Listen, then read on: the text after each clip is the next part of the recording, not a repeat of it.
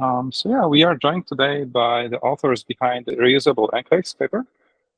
And yeah, I think we can start already. I'm pretty sure that everyone is familiar with the paper. What I'm interested in most from the presentation is your perspective on the paper rather than the content necessarily of the paper, of course, because you always present, things from your perspective, and it's important for us what you put emphasis on.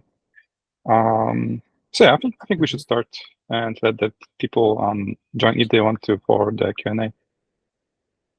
All right, so let's get started. So it's about our work, Reusable Enclaves for Confidential Serverless Computing, and I'm Shixuan Zhao, a PhD student at the SEC Lab at the Ohio State University. So this is a joint work with a bunch of people, which you can go through the author list on the paper. Let's get right into the topic.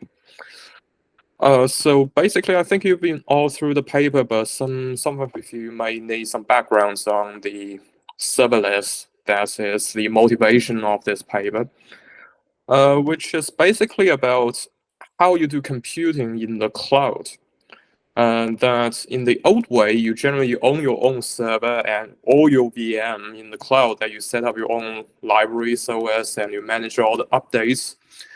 Which sometimes might be too heavy for a smaller app or even for larger app. So sometimes you want to just run a small service or something, but you need to set up all these and take care of those.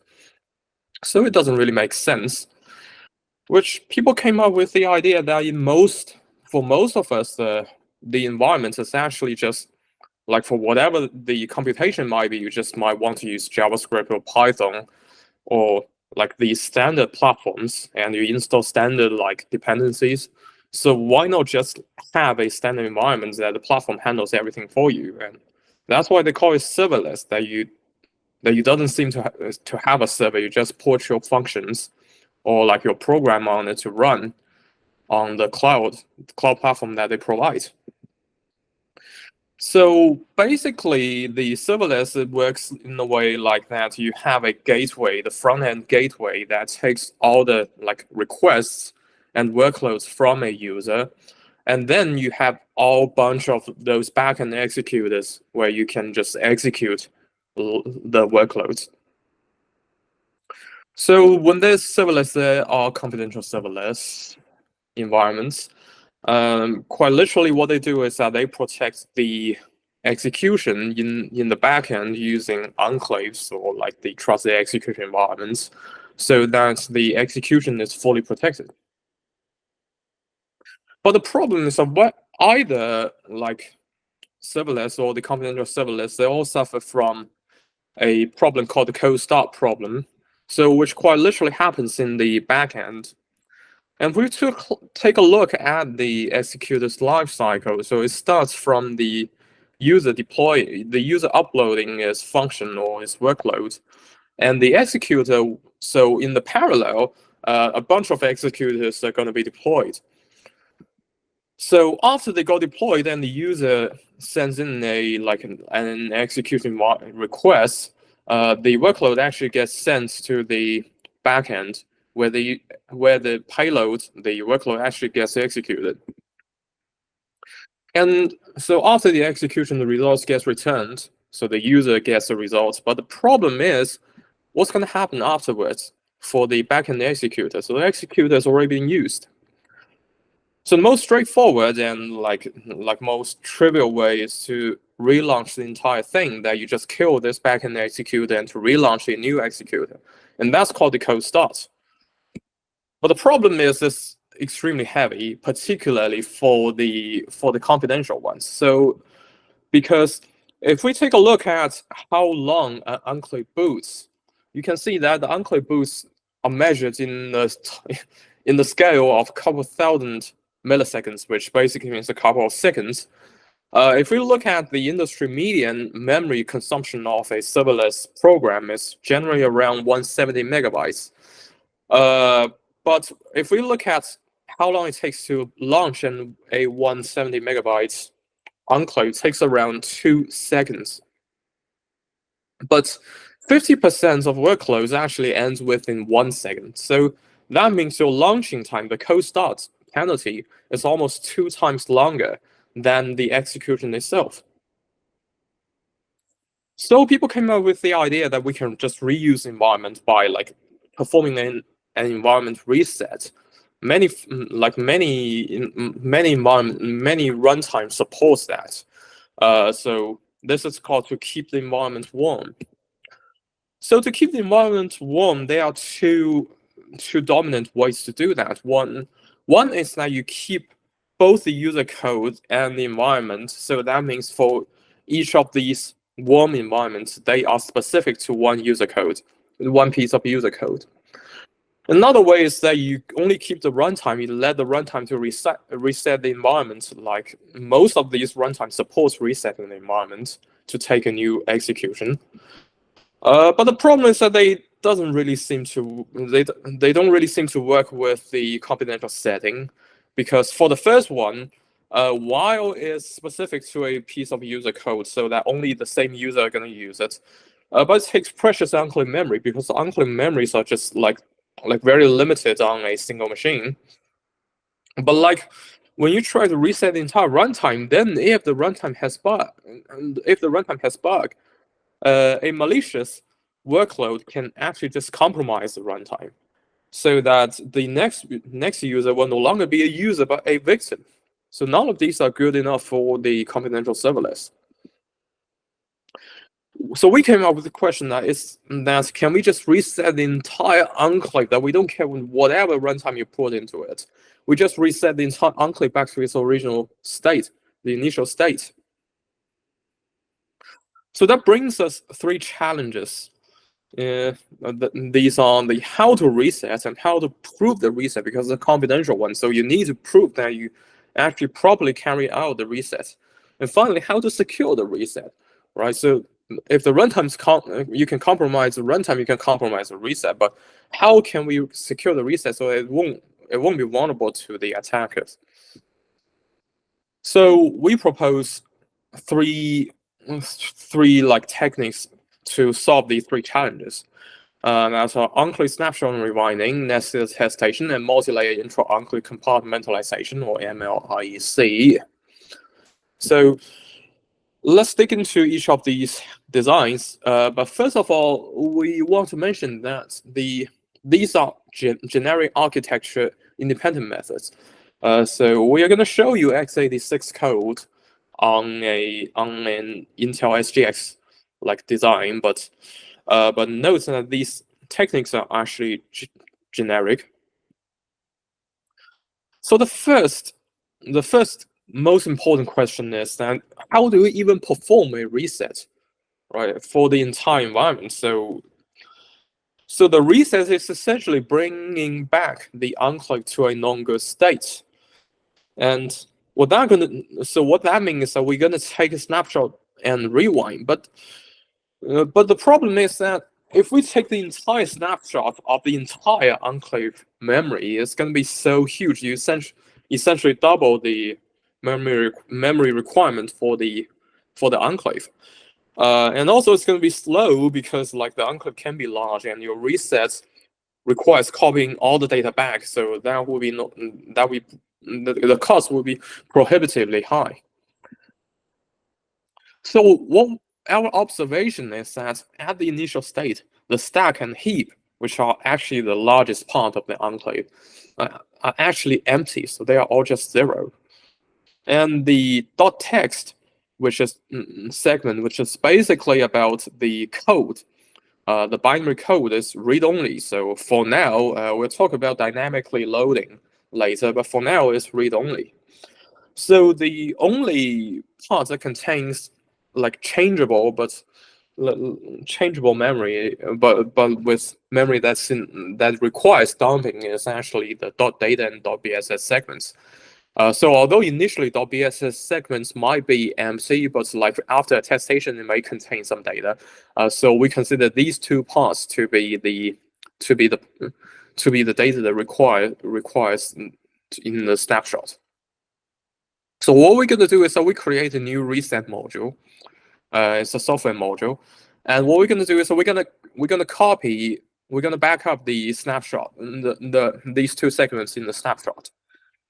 And our rewinding process is basically copying these things back and to zero all the stack and heap. So that sounds like a straightforward way to do that. But the next problem want to know is about how do you perform attestation to the reset? How do you even know the reset indeed took place, right? How do you know the reset's correct? And so when in the serverless, because the workloads are dynamic, so what we need to know is that the workload also needs to be attested. So it's like the work. How does the user know the workload is properly deployed? But for typical like SGX or like basically any other hardware TEs, their attestations are like boot time only. So it only attests the boot time integrity of the entire thing, and that you know that the hardware is correct, then you would just assume that the execution is correct. So that is not sufficient in our case. So we add another module, which is the attestation module, that has a like public-private key pair generated in this. It reports the reset info and the user payload info into a report that is signed using the public-private key pair. And will only offer the public key to an attestation service offered by the platform, so that when the user tries to validate the reset and the workload, they can just take a look at the report and to verify it using the public key. So finally is the most important part and the longest part of this talk, and of course the longest part of the paper, is that how do you secure these two things, the reset and the attestation? So they are not easy to do, but our observation is that like the runtime can be buggy. So the runtime must not touch the snapshot and the attestation data, including the public-private key and all these things. So what essentially it requires is actually, like we said, we put the modules here, so it actually naturally forms layers of security. So what we want to do is that you can only allow the runtime to access a lower layers data, but not a higher layers data. Like the runtime can only access its own data and the user workload, but it can't access snapshots. The reset module can only access a snapshot and the runtime and also all these data, but cannot access the attestation module. The attestation module can access basically everything. So what we're going to use is that we're going to use software fault isolation, which is inspired by SGX Shield, but we added a lot of stuff to actually achieve what we require. So it's basically compiler techniques. So the first steps are the shepherded memory access and the line branching. So we're going to talk about these in detail. So these are inspired from SGX Shield. So basically, the shepherded memory access allows us to create a boundary for each layer, so that we only allow read-write above the boundary, but not below. So this is done by instrumenting all the memory access using a pointer. Like we see right here, so before we try to do that, so you are just like copying a pointer's data to a register or whatever, wherever the place you want to go. But what we're gonna do is that we're gonna have a register, the R15 here, for the as the boundary. So this register stores a boundary and is not used in generic like code generation. It's only used to generate these instrumentation code. So we first copy the address into a scratch pad register. Then we subtract it from the boundary to get the offset. So after we get the offset, we make sure the offset is positive by clearing the top bit. And then we add it back to the R15 register to add back to the boundary. So the offset is added back to the boundary because the offset is positive. So after adding it back to the boundary, it means the address must be above the boundary, and then we can perform the access. And note that because it's a user space workload, so it means R15. So there's no overflow issue, even if the offset is huge, because R15 will always be the lower half of the entire address space. But like the shepherded memory access itself doesn't really solve the problem, because for a malicious attack, it can always just bypass the instrumentation code and just go directly to the final access. So what that requires is that we can't let them bypass the instrumentation. So the instrumentation and the final access must be executed as a whole. So they can't just go into the middle of it. So what we're going to do is we emit code into 32-byte blocks, or just basically whatever fixed size blocks you may choose. But 32 bytes is like more easy. It's like the power of 2 byte of blocks are easier to implement. So basically, what we require is that all the jumping targets must be aligned to the fixed size. Here's 32 bytes. So you can't jump into the middle of it. You must jump to the beginning of a block. And we make sure that all the instrumentation codes are emitted squeezed into a single block. So by doing that, we can just make sure that no one can bypass the instrumentation. They will all be just bounced back to the beginning of a block. So the instrumentation is also very straightforward. You just do an alignment to the jump addresses. So here can be jump, can be also other branching like conditional branching. We can all do the same to make sure that they are properly aligned, so they can't jump into the middle of a block. So while these two techniques seems to fix most of the problems, there are still like other issues. Like for example, not all functions can be instrumented, or not all functions you want to instrument. So for example, the boundary setup, like we said, we have a boundary register, the R15. The boundary setup is like critically important. If someone can just jump into the boundary setup function, they can just assumably they probably can like put anything into the boundary and essentially disable the shepherded memory access. And also because there will be read-write executable granting process in dynamic workload loading, which we'll soon discuss about, like for example the ahead of time compilation. So these functions, even with the shepherded memory access and the aligned branching, they still require extra care to be secured. And also for like performance oriented like memcopy, these kind of functions, you don't want to instrument it because like we instrument all memory access, but for memcopy, if you instrument, it will be extremely slow because all the memory is going to be so for each copy you have to do all those instrumentation. But what we found is that the checks. So if with proper check, like for example for memcopy, if you can just make sure the entire buffer in the target are actually within the entire buffer of the target, and the source are within your boundary, or like for boundary setup, you make sure that is a proper caller, so it's not from like a random place.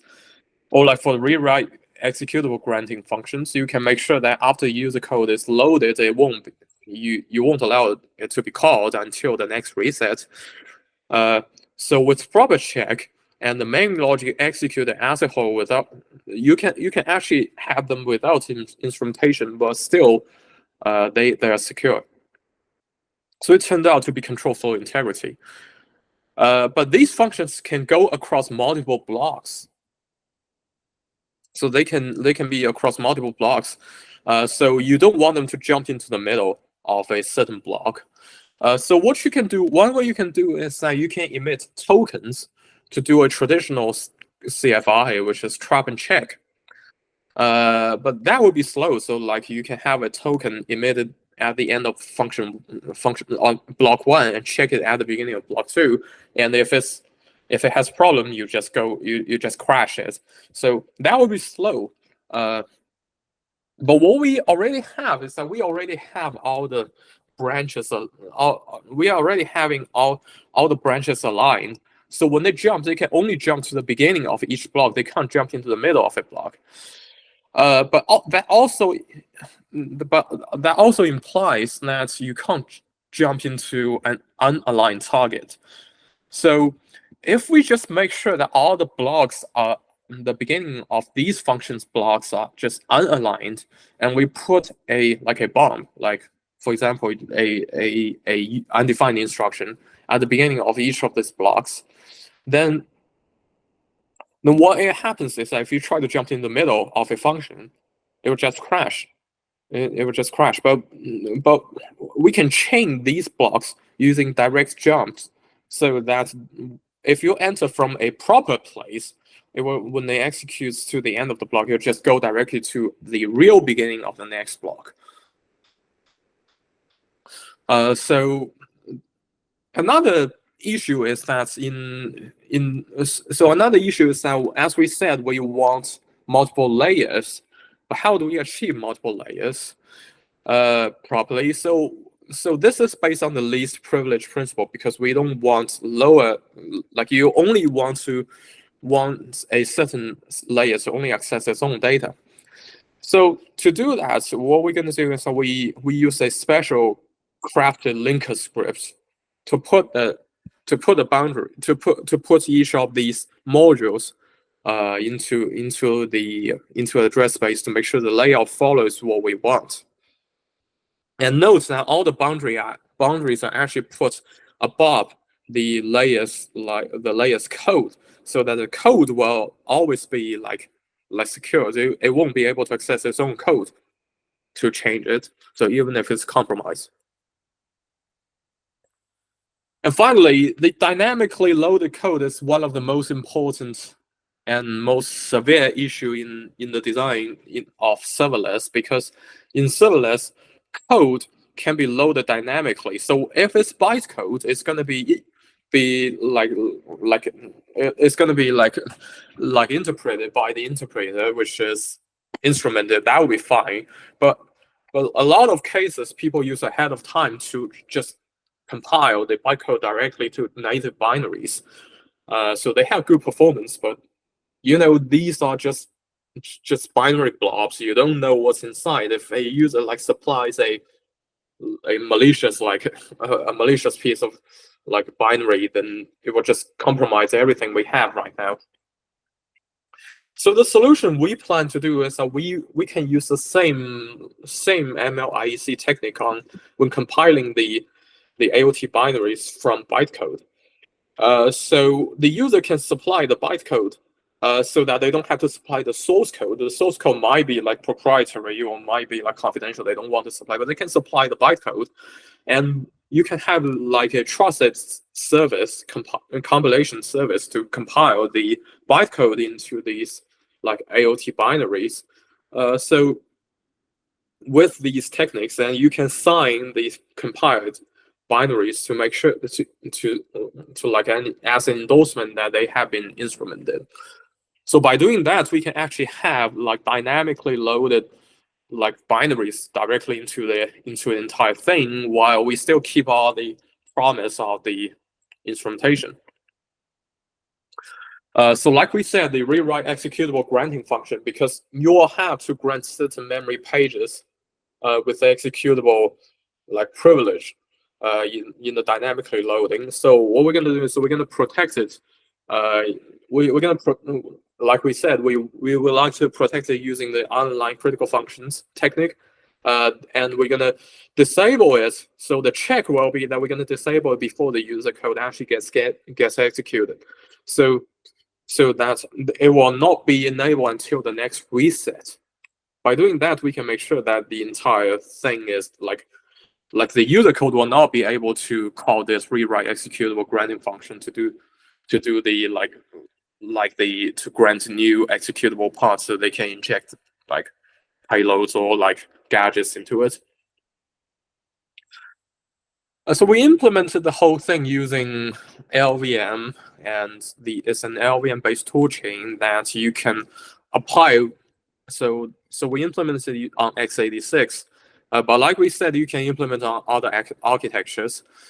For the Enclave, we chose the Intel SGX, so we actually instrumented the entire Intel SGX libraries. So like we said, all the libraries are going to be in the least privileged portion, which are trusted the same as the runtime instead of the higher privileged like code.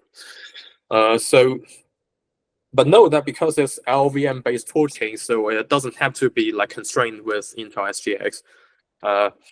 And also for the serverless part, because we want to make a demo, so we have the OpenWhisk here, which is widely adopted. So it's an open source platform, and like a lot of platforms actually use this OpenWhisk, like IBM functions and like Google Cloud Functions are using OpenWhisk. And for the backend, we have the WebAssembly micro runtime, which we use WebAssembly as a backend. So the benefit of WebAssembly is that you can quite literally, because it's supported by LVM, so you can quite literally compile anything that LVM supports into WebAssembly. So it's the WebAssembly micro runtime is open source and supports ahead of time compilation.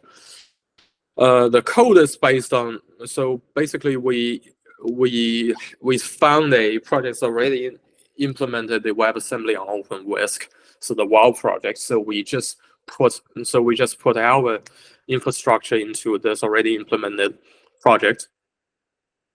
So here's what it looks like for the architecture, which I won't discuss it in detail, but you can take a look at the paper. So it's more on the engineering side. So we have a total of like 10K lines of code in the implementation.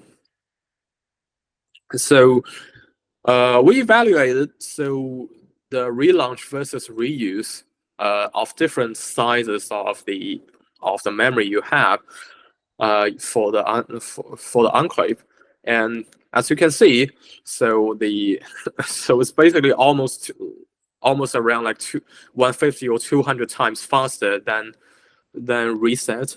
So like if you have a 1 gig Enclave, you take 16 seconds to launch on SGX, but like for our reset, it only takes like 100 milliseconds to reset the system. And the instrumentation also doesn't impose a very high like overhead. The geomean of it is around 20%. So you can see for certain like the Fourier benchmark, so we use NBench to test it. The Fourier benchmark seems to suffer a little bit more, but we look into the code and we found that first of all it executes fast. So the faster the workload is, the higher the overhead will show like on the results.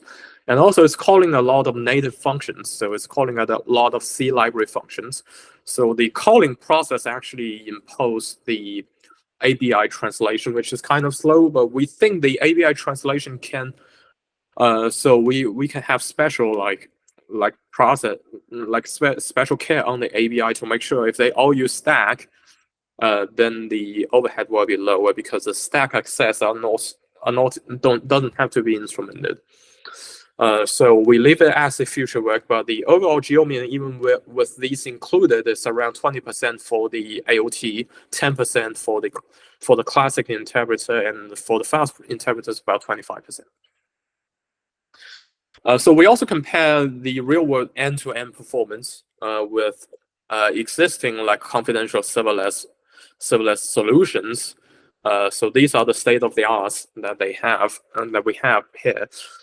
So that you can see most of the time they spend is on the relaunching process, and the actual execution time is actually quite small.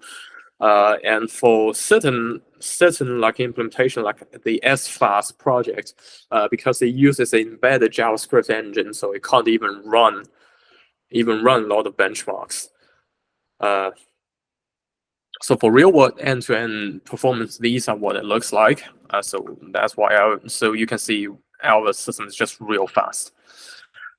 So here comes the conclusion is that we see the reset benefits are just significant, is really important in confidential serverless computing. So we solved the cold start problem in confidential serverless with reusable enclaves. With these three techniques, the enclave snapshot and rewinding, nested attestation, and the multi-layer intra-enclave compartmentalization. So that basically concludes my talk, and I'd like to take your questions.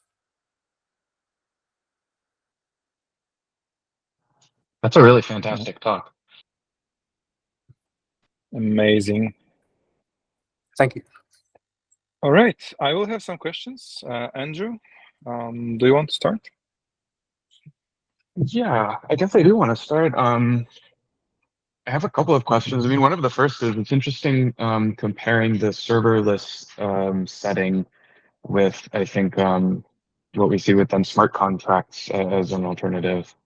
And I guess this reminded me the most of a thing I saw from Fala, where it's also about uploading these WASM programs that then get compiled. The first thought is maybe the first thing where I think how you've taken a different approach than anything I've considered is this hardening and trying to make sure that the runtime itself is defended in some way. I guess, yeah, that's where I would want to start. I mean, I wonder if there are not other paths to, suppose you did formal verification of the runtime itself and we're willing to, not worry about exposing to that. What would then be the things that you might do differently, or that wouldn't be needed if you weren't aiming to defend against that? So the question about formal verification is that there are two problems about formal verification. The first one is that there's no guarantee for the workload. So it's like for the ahead of time compilation. So if you are just doing like interpreting a bytecode, that would be fine if the runtime is like formally verified. But like for AOT binaries, they can contain basically any code you want. So if you have AOT capability, then formal verification doesn't really work because the AOT can just do whatever it wants. It doesn't have to care how the runtime goes. Another problem is that there is no actual existing work of formally verified runtime. So I do know that the Baidu, they have a MesaPy project which they aim to formally verify a Python runtime. But the problem is it never finished, and the last commit to it was about in 2020 or so. So we don't really have a formally verified runtimes, and it's basically impossible because for runtimes, it's essentially a small operating system. You are translating the operating system's service into those that's acceptable for the code. So it's not like C anymore because C just directly talks to the operating system.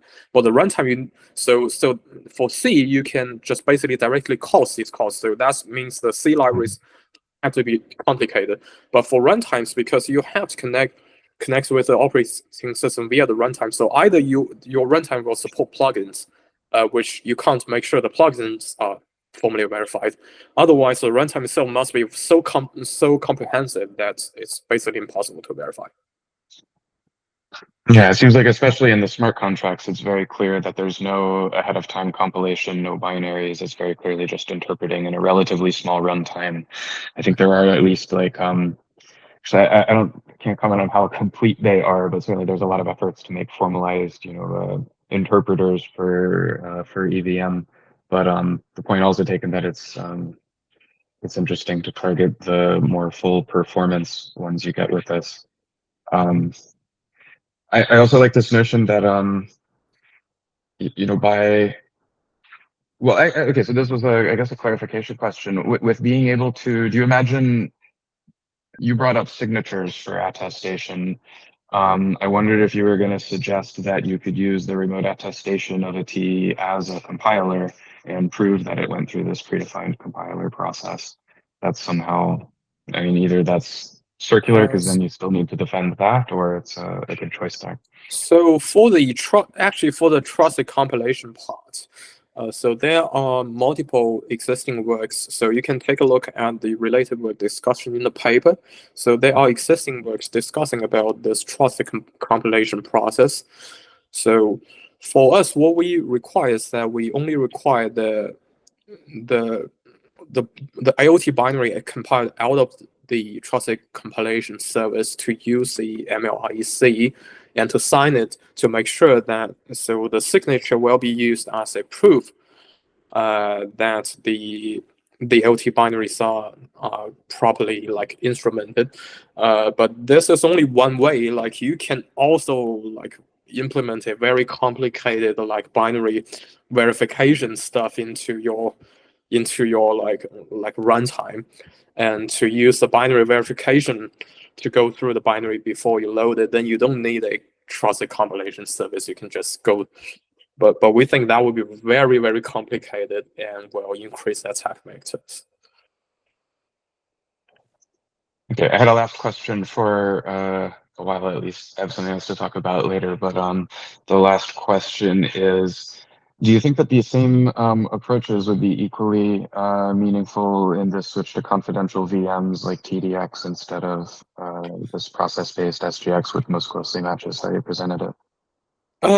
So yes, actually yes. So the problem about like so for the SCV, so first note that the LVM stuff, the LVM stuff are capable of compiling non-SGX programs. So that's the first thing you need to know, that it is indeed capable of compiling just regular programs to have the protection within their user space. So for SCV and like TDX stuff, you'll need to have an OS in it, and so the OS is absolutely deemed as trusted. So we don't consider that the OS in it is compromised. But like for workloads running on this, still they can suffer from like all these attacks you see here. So like, do you know about Cocoa project, the confidential container projects? Yeah, I know of it, but not as well as the others. So Cocoa is the confidential container project that you use SCV and TDX. That basically they launch a small VM with a minimal kernel. It's still a Linux kernel, but a very minimal one, and they put the single like container application in it to run it. So that application, because it only has one address space, so they can use this. They can use our technique to do the same stuff, to do the same hardening. Yeah. I see. Is it right you would apply that LLVM then to their, I mean, they must have like their container manager then is a process that you would run through this. So the container manager is actually sandboxed from the workload. So the workload will have a single address space. So the workload will be running as a process. It has a single address space.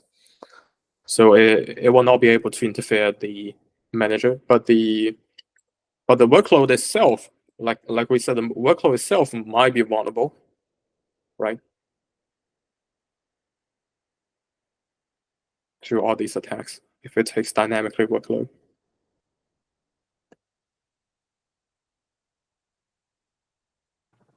Okay, pause for a bit.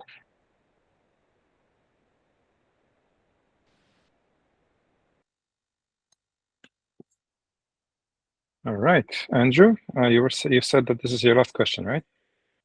Yeah, that's right. All right. I have many questions.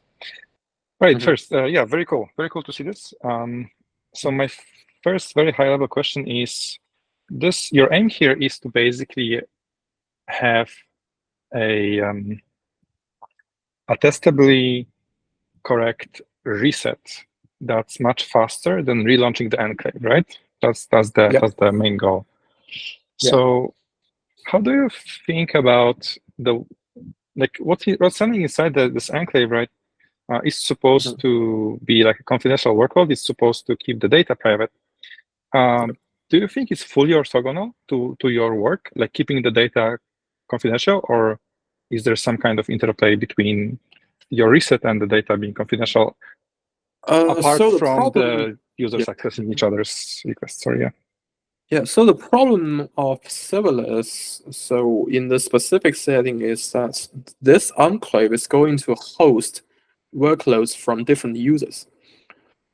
So if it's only hosting one user's data, then it will be fine, right? It's only hosting one data's user and workload. But because it's hosting multiple users' data and workload, you can't tell if one of those are like malicious. And that's why we need to do the hardening. So the enclave itself is only used to protect against like external attackers. Yeah, that makes sense. Okay, cool. So how do you manage okay, can you explain to me once again, how does your ahead of time compilation work like? Okay, so probably I need to discuss a little bit about how a test of time workload actually runs in regular like runtime. So suppose you have a runtime and you compile like WebAssembly, you compile your code into WebAssembly, and WebAssembly is a bytecode, right? So if you load it into the runtime, it's going to be interpreted. So the runtime is going to interpret the WebAssembly, and that is slow because you read a byte and you read the instruction and you try to interpret it. So it's basically the same as JVM and many other bytecode based runtime. And that is slow. So people came up with the idea that what about just compiling the bytecode into like native binaries?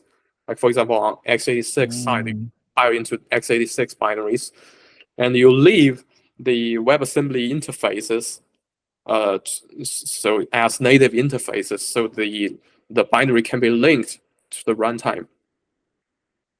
So after the AOT compilation, obviously you lose the ability to run it on any platform. So like if you compile it into x86, it can be only running on x86. But the benefits is that the performance will be almost native. So that's why a lot of people do the ahead of time compilation. So what's our consideration is that the ahead of time so because runtime offers more than the just like cross-platform interoperability.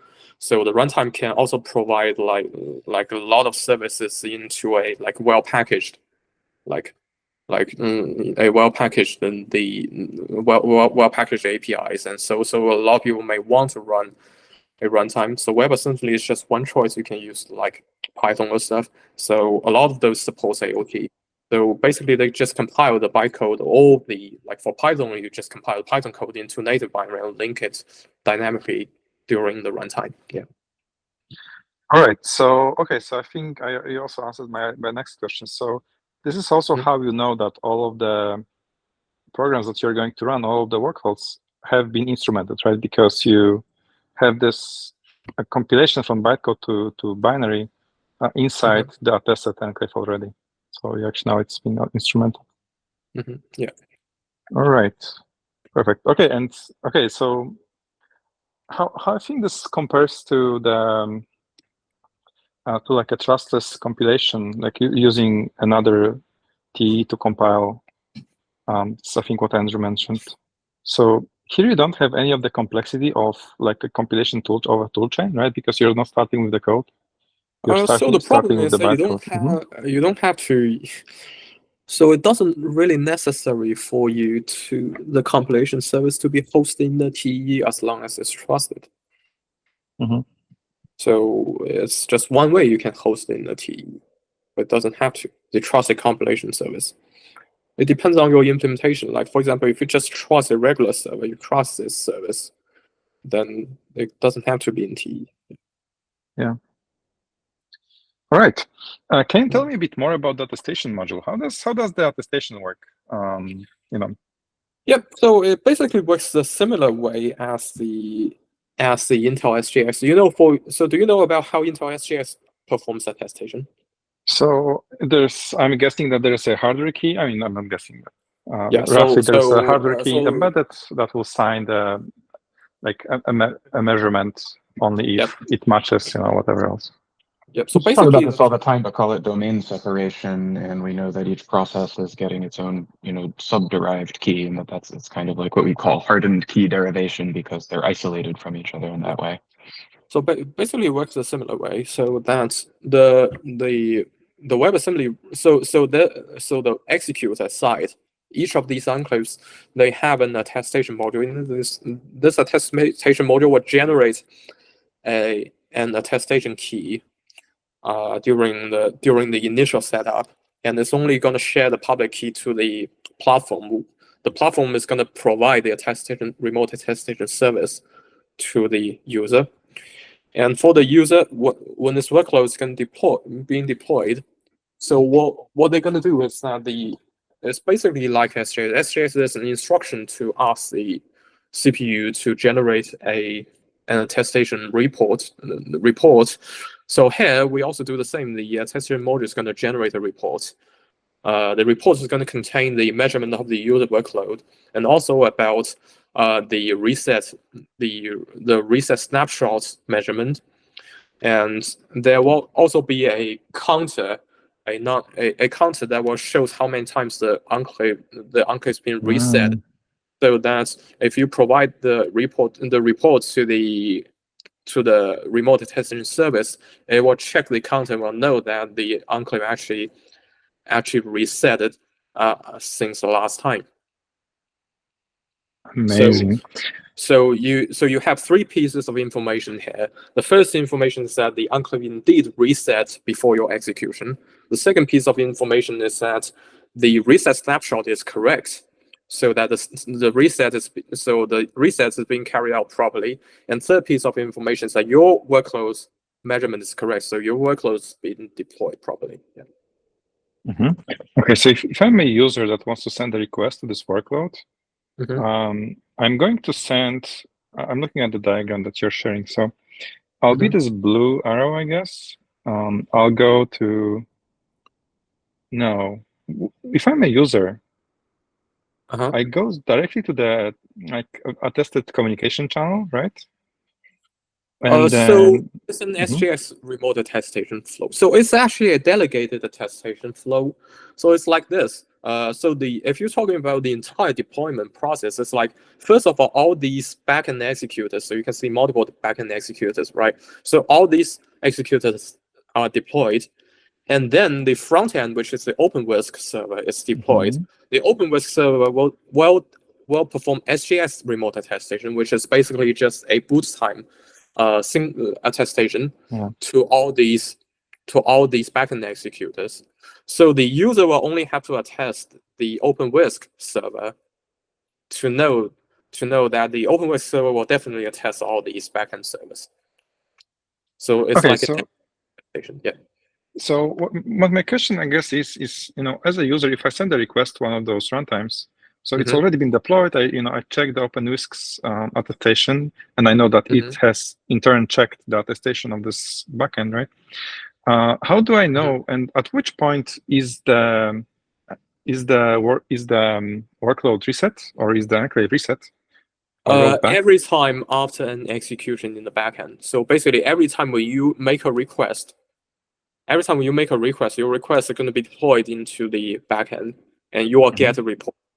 So note that our attestation, the nested attestation process, goes through the green lines instead of the blue line. The blue line is just one-time boot time attestation. Yeah. Right. So how do I know I'm not in the middle of a execution if I'm a user? Pardon me? So if you're saying that the enclave or the runtime is reset after every execution, how do I know as a user that I'm not being executed in the middle of someone else's execution? Because you get the testing report, right? We said we have three pieces of information. First is that the reset absolutely happened, and second is that the reset is the snapshot is, the reset is probably carried out because the snapshots measurements are correct and your user workload are correct. So the attestation module report will contain all of those. And if you deploy it in the middle, you will get a report that the reset was not properly carried out because of that. So okay. So I assume there's some kind of a log that when a workload is being deployed, it says I'm starting deployment, and then you can check, right? If you're trying to execute in the middle or deploy something else in the middle, you can see that something has already been something is currently being deployed and it's not finished yet, something like that. Or no, am I getting this wrong? You all know the most important thing right here is that is there a reset before I deploy my workload? So either it's being deployed in the middle of an execution or being deployed like after the execution but not reset. It's the same story that you will get a report said that the reset wasn't happening. Okay, so, yeah, sorry. Okay, last question on this. So it could have been the case that it has been reset at some point in the past, right? So let's say that I'm not the second request, but I'm the third request, right? So the first request has ended and reset and was correct, and then the second. So this is the problem. We said that we use a reset counter to do that, so that every reset the counter will +1, and if you inquire the attestation service, you will know that because the attestation service knows how many times okay, yeah. So you know that if it has been reset for you or not, it's just about you. Okay, so it's almost like a nonce. Yeah, it's almost like a nonce. All right, amazing. Thanks. There's the service then, right? Like that's like the. Yeah, there will be a service just like Intel has a remote attestation service online to do that, because otherwise you can't really know about a report. Yeah. All right, amazing. So I have some open questions. Like, what other problems can you solve with this approach? So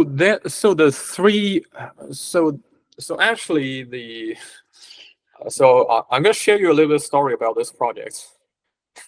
So the first thing we had was actually the last thing we talked about is the MLIEC. We first had this. So we first had this and we tried to find a use case for it. And then we found out that we can use this to do the nested attestation we talked about. And then we had the nested attestation. And the nested attestation, but the problem is that we wanted to make it a dynamic attestation. So because it's basically the same, right? We want to make a dynamic attestation. But the problem is that we found that existing literatures on dynamic attestation doesn't really seem to solve the dynamic attestation problem, even with all the protections. So we were afraid that even if we have the dynamic attestations implemented, we won't be able to publish it. So we just then added another stuff as the unclaimed reset and to sell it as a whole package for the serverless. But actually, so the first thing about the MLIEC is that it essentially creates sub-enclaves inside enclaves, as you can see. So the attestation module is basically another enclave inside the entire enclave. So this brings actually a lot of opportunities, like for example, like we said, dynamic attestation to be implemented in the enclave. But we need better dynamic attestation schemes before we can do that. Yep. So that's an important, like, we think what we can do, consider in the future about the techniques we have here.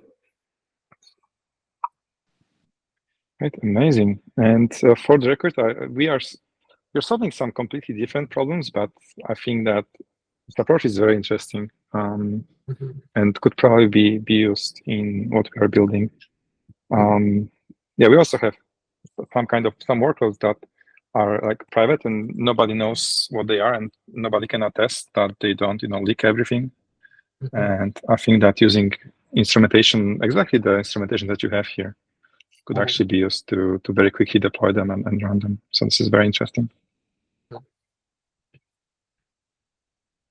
All right. Maybe I can add something. So essentially, we make this as our software platform, right?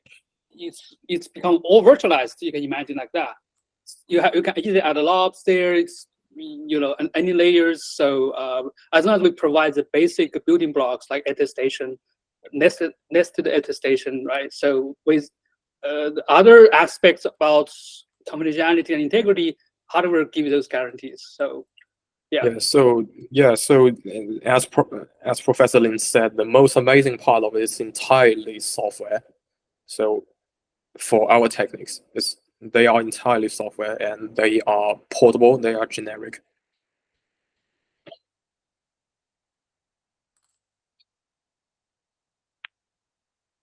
All right. Mo, do you have any questions? Maybe you asked most of them. I was just thinking, like during your questioning regarding the when you asked about the attestation and like when you requested, and I was thinking if there are potentially any race conditions that might happen here, but you mentioned that this is with the nonce and the counter. Probably this would avoid such problems. But yeah, thanks for this. It was quite informative. All right, Andrew, would you want to talk about something? Would you want to ask some questions that would help us with our products, help us apply this to our products? Yeah, that's a great prompt. I mean, the first thing I thought to mention now is what I think I had posted about in a short one-liner, but maybe there's two. So there's resetting not from the initial state, but from a medium running state. So it's not just resetting from the beginning, but having like a gold standard process and then forking off kind of isolated shadow copies of it for the sake of isolating their effects. And then also, what about stateful programs that are interacting with some shared database that then becomes another sort of shared contention and challenges? Yeah. So basically, for that part, if you're resetting from the middle of an execution, is also feasible, but the only problem is that you're gonna have to track the heap. And if you want to keep the stack information, you'll have to track these. But my consideration is that if you can just properly make sure that all the functions you call only saves data in the .data segment, or if you can somehow like make sure only a small portion of heap is used, then it will still be feasible to do the like snapshot and backupping in the middle of an execution.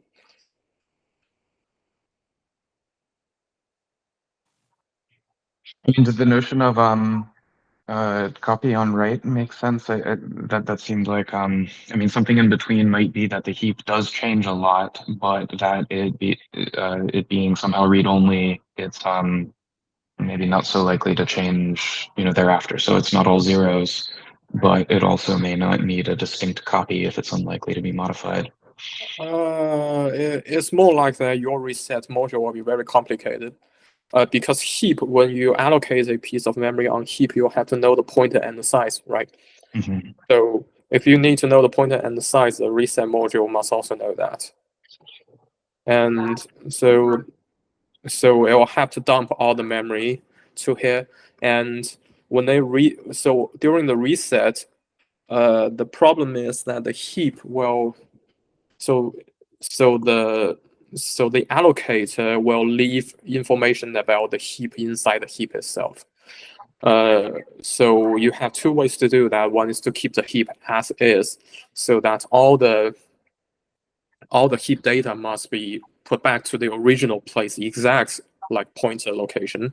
And you also need to dump all the allocator information, which can be really, really complicated if you look into the slab allocator. Generally, people use slab allocators. They are just a nightmare to work with. Another way is that you just dump the content and you reallocate them in the future. But reallocate them, you also need to know in the data segments where they store the pointers, and you need to update all those pointers as well. So basically, that means your resets module will have to know a lot about the code behavior, and particularly if there's AOT like stuff, the AOT binary tries to allocate itself, then you'll run into huge trouble. But I mean, technically, on paper is, but I guess that's just not the best way to do it. I have a naive question, so excuse my ignorance. So I guess we are solving this problem with slightly different constraints. In particular, we are not as constrained by memory. We can easily give it, a couple gigabytes of memory, right? So can we simply not say that the stack now? So to avoid any of the reset and snapshot, we could just say that the stack for this, we basically put a rewind token and say that the stack continues from here and the heap continues from here, and we do basically the same what you did previously. Just we move the boundary, right? And then we will So basically you'll restore leave the the old stack and heap just as is, right? Yeah. Just don't use them anymore. Yeah. You can do that. I mean, it's just waste memory, but you can do that. It depends on how big the heap and stack is. So, like the problem about stack and heap is that first of all, for heap, the slab allocator might not be allocating continuously, so that like the heap might go. So if you just like bump up the heap, you might just waste a lot of empty memory that were never used. For stack, the problem stack is it grows from high to low instead of from growing low to high. So it means that once you select the upper bound of the stack, you have to grow above that. You have to allocate a new piece of memory for the stack. But the stack is actually not quite large. The stack is generally just several kilobytes or like 1 megabyte, 2 megabytes. It's not so huge. The heap is a huge problem. Yeah.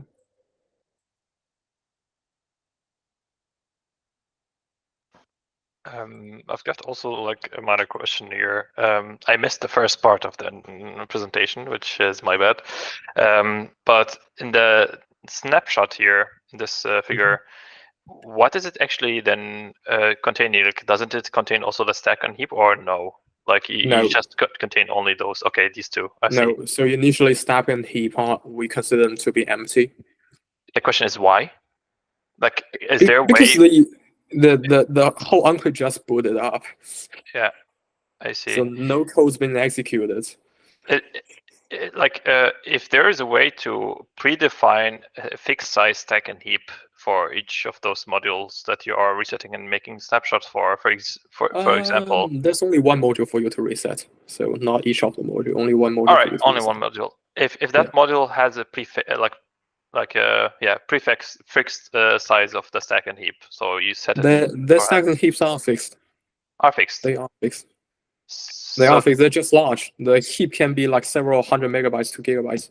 All right, I see. So copying it all in the snapshot seems to be not infeasible, but rather not efficient, right?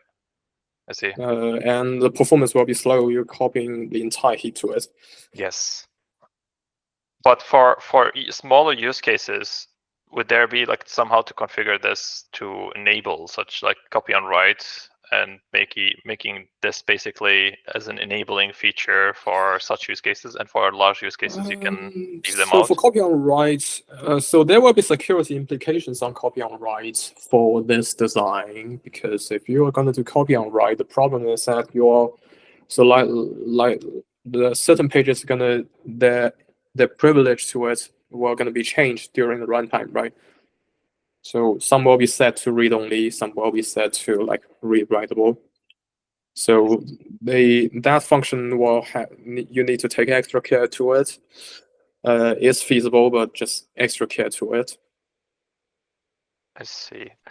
And like we said, the structure of the heap is very complicated. inside the makes heap, sense. particularly after a certain amount of like allocate and free, malloc and free, the heap will just be a completely mess. Yeah. So Yeah, I was only thinking of the scenario okay. of the small use case. If the snapshot included the stack and heap for small use cases, then basically that might work, like with the copy and write, because basically you are resetting from the snapshot, including those two, like including everything. Maybe, but maybe I'm talking naively here. Maybe nonsense. Anyway, thanks, Andrew. Yeah, Andrew, go ahead. Oh, no, I don't have anything. I think we owe an explanation of why we are questioning about this.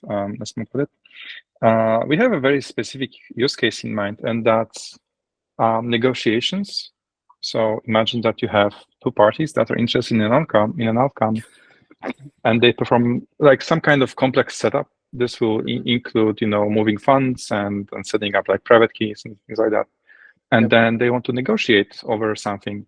And the thing that we want them to do is to, if they don't agree to an outcome, we want them to forget about this negotiation and continue on.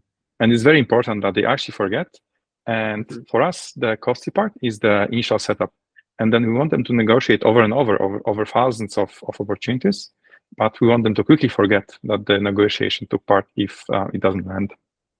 So I understand that, and actually, what you've been saying is that so heap is not actually really a big deal in the use case you said about, I think. So generally, what you want to do is that you want to reset the, so if these two program doesn't really reach doesn't really work out, they want to reset to just forget about they ever negotiated, right? That's what you wanted, right? Yeah, exactly. So most of the persisting data, if you just keep it in the data segment, it will be fine, right? So in the heap is like you want to dynamically allocate something. So it's like maybe some buffer or maybe something. So if you look at those buffer, if they are not really like you want to keep them over this session, you can just leave the heap empty. You don't have to have anything in the heap, right? If you want to keep something, you can keep them in the data segment, right? You can just somehow a little bit rewrite the program, right? I feel like I have a more specific view of what these data would consist of, because these negotiating agents, they want to be very well informed. So I think of them as following a public price feed or blockchain of events and updating some cache or index, which when they spawn the negotiating copy of it that gets to see the counterparty sensitive data, they get to use this cache that's very warm and up to date and nicely structured to use in the negotiation, but still nothing should back channel back out. And so that's why it makes sense to be using some read-only snapshot, but the gold standard one of it that doesn't have sensitive data, just has public data, it's constantly changing. So that's why I imagine it most likely living in the heap. Yeah, I just believe that probably you don't need to keep the heap in your application. It's It could all be unlikely moved to data. Yeah, so for persisting like state-related data, that you can just put a dot data or .bss. You just don't have to keep it in the heap. And they're unlikely to be in the heap because mostly you use heap for buffers, like transaction buffers, these kind of stuff. So they are just, if the negotiation doesn't work out, they should be dropped anyway.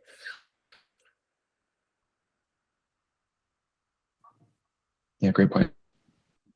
All right, interesting. And Andrew, maybe one last request. Do you have any ideas for like Web2 encumbrance use cases with this? Ooh, that's kind of an interesting one. Well, I guess it relates in some way to persistence. Yeah, I guess I wanted to probe whether, I mean, serverless applications can include ones that make use of a database or some shared data service. Like they aren't necessarily read-only, even if they are stateless in some way, they're still not stateless in another way. This would probably also show up with any blockchain interactions. Yeah, so I guess that's still something I'm curious about with your envisioned use cases or how that might fit in.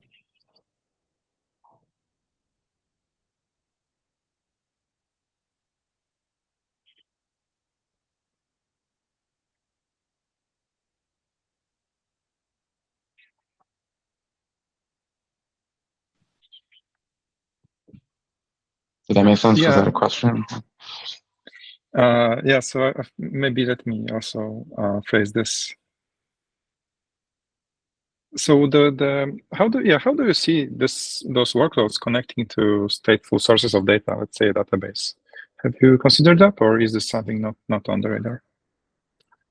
So if it's linked to a database, the problem is how you can communicate with the database. So if the database is protected using TE, so if it's protected, then as long as you keep the key, it should be all right, I guess.